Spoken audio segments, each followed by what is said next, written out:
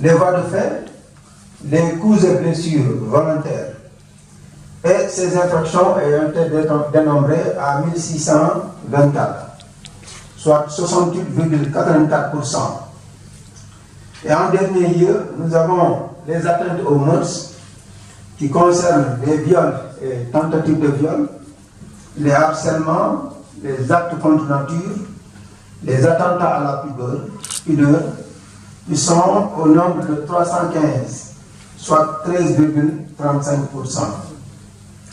Donc, en dehors de cette catégorie, nous avons la cybercriminalité. Donc, dans le cadre de la lutte contre la cybercriminalité, la police a dénombré 3902 plaintes et dans ces 3902 plaintes, il y a 223 qui ont été élucidées, ce qui a abouti au déferment de 194 personnes. Et parmi ces personnes-là, il y a eu 169 Sénégalais et 25 étrangers.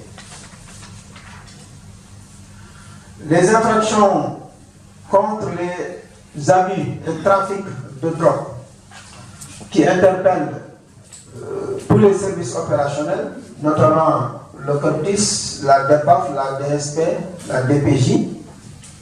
Ces infractions aussi nous permettent de voir que entre 2024 et 2023, la tendance est approximativement la même. Il y a eu des pics sur certaines catégories de drogue. Par contre, sur d'autres catégories, il y a des baisses considérables. C'est ainsi que, par exemple, nous avons noté que pour ce qui concerne l'utilisation du chanvre indien, qui est produit ici exactement au Sénégal et dans les pays environnants, on est arrivé à plus de 5 tonnes, contrairement à l'année dernière où on en était à peu près 4 tonnes. Donc effectivement, il s'agit de 5,250 tonnes qui ont été saisies par les services opérationnels de la police.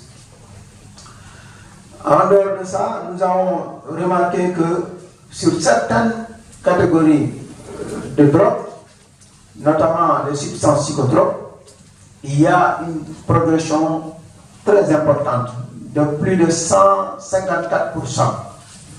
Et les psychotropes, ce sont les médicaments, les tramadol, rivadrol, etc., les médicaments qui sont utilisés généralement au niveau de la frontière sud-est du pays.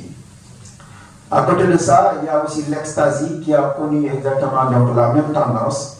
Mais à contrario, on a vu que l'utilisation exactement de cannabis électronique a fortement chuté.